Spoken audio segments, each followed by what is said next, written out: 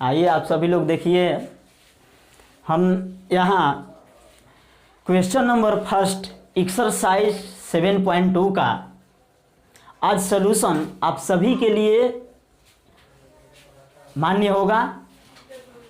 ये जो क्वेश्चन है, इस तरह के क्वेश्चन को किस माध्यम से सोल्व करें, किस तरीका से सोल्व करें कि वो आपके दिमाग में बैठ जाए। हम सोल्व करेंगे तो बैठबे करेगा, बट आप कैसे समझ रहे हैं और अपने कॉपी में किस तरह से उसको सोल्व कर रहे हैं आपको जानना जरूरी है। ठीक है, तो यहाँ हम देखेंगे, इस क्वेश्चन को भली भांति पढ़ेंगे और इसके पहले हमने जो विभाजन सूत्र बताया तो उस विभाजन सूत्र को आप सब लोगों के दिमाग में होनी चाहिए। ठीक ना, उस दिमाग में होनी चाहिए। क्यों? इसलिए कि जब तक वो फार्मूला आपके दिमाग में न रहेगा तब तक इस तरह के क्वेश्चन को आप लोग नहीं बना सकते हैं, चाहे वो शॉर्ट मेथड से ले जाएं अथवा लॉन्ग मेथड से। तो कैसे लेकर चलते हैं? एक क्वेश्चन है कि उस बिंदु के निर्देशांक ज्ञात कीजिए। उस बिंदु का निर्देशांक ज्ञात कीजिए। जैसे कि एक रेखाखंड है, ठीक है, इस तरीका से रेखाखंड है और इसका दो बिंदु है, एक -1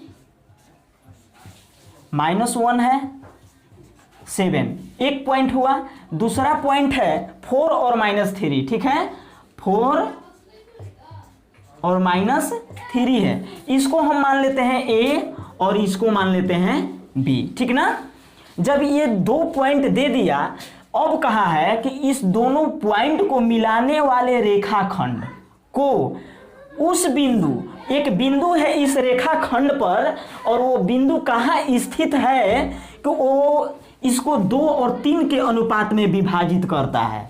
सपोज दैट, जैसे मान लिया यहाँ एक बिंदु दे दिया, तो क्या यह बिंदु जो है इसको P मान लिया गया, क्या ये बिंदु जो है इस रेखाखंड को 2:3 के अनुपात में विभाजित करता है? इसको समझना है हमें।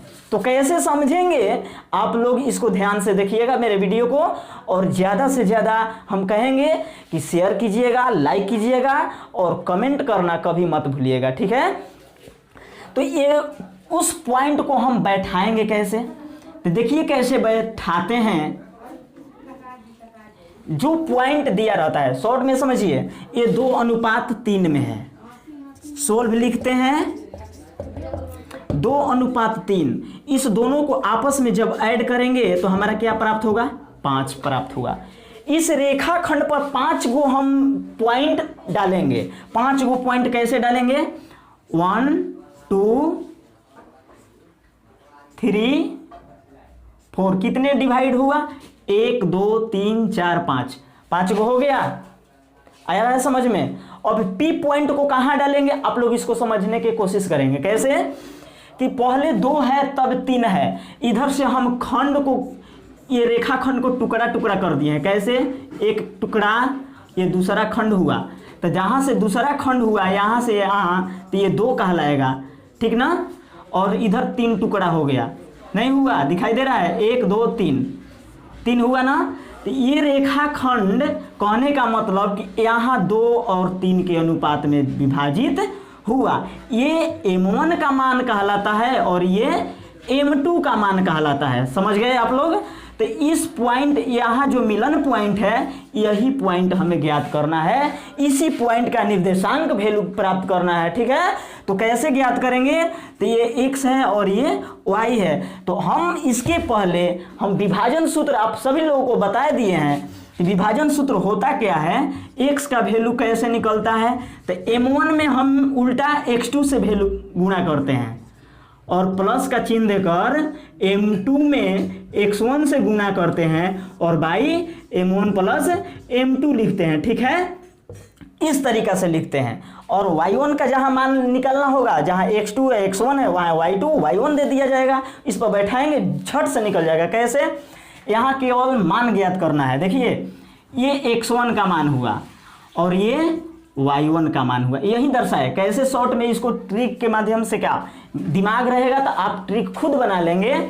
और ये x2 का मान हुआ और ये y2 का मान हुआ। ठीक ना, तो कैसे वैल्यू प्राप्त करते हैं x का?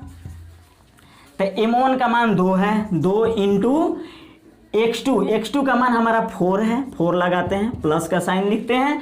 m2 का मान हमारा 3 है, 3 इंटू, और x1 का मान हमारा क्या है, -1 है। और बाई में क्या कर देंगे, m1 प्लस m2 होता है ना, तो m1 का मान 2 हो गया और प्लस m2 का मान 3 हो गया। 4 में 2 से जब मल्टीप्लाई करेंगे तो क्या आएगा, 8 आएगा। माइनस, और यहाँ माइनस, और देखिए इस माइनस साइन जो है इसके बीच में मल्टीपल का साइन है, तो इस जब माइनस और प्लस में गुना करते हैं तो क्या होता है, माइनस होता है। तो यहाँ हम डायरेक्ट माइनस लिखते हैं, 3 में 1 ने गुना करेंगे तो 3 आएगा, और 2 और 3 को ऐड करेंगे तो 5 होगा। यहाँ 8 में से जब 3 को लेस करेंगे तो 5 बचेगा, और बटे में 5 हुआ, कटाएंगे तो क्या आएगा, 1। यहाँ देखिए y का वैल्यू हमारा क्या, x का वैल्यू हमारा क्या प्राप्त हो गया, 1, ठीक ना।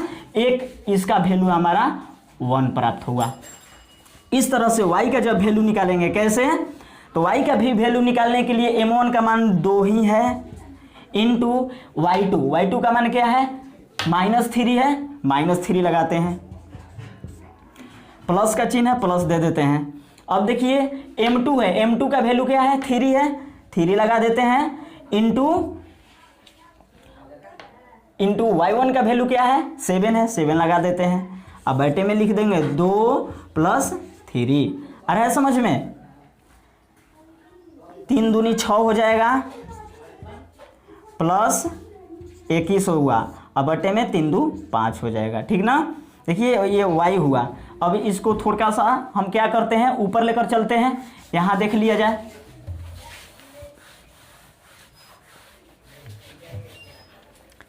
y का जब वैल्यू निकालेंगे तो 21 प्लस में है, माइनस में 6 है, तो इसको लेस कर दिया जाएगा, तो यहाँ 15 आएगा, 15 बटे में 5।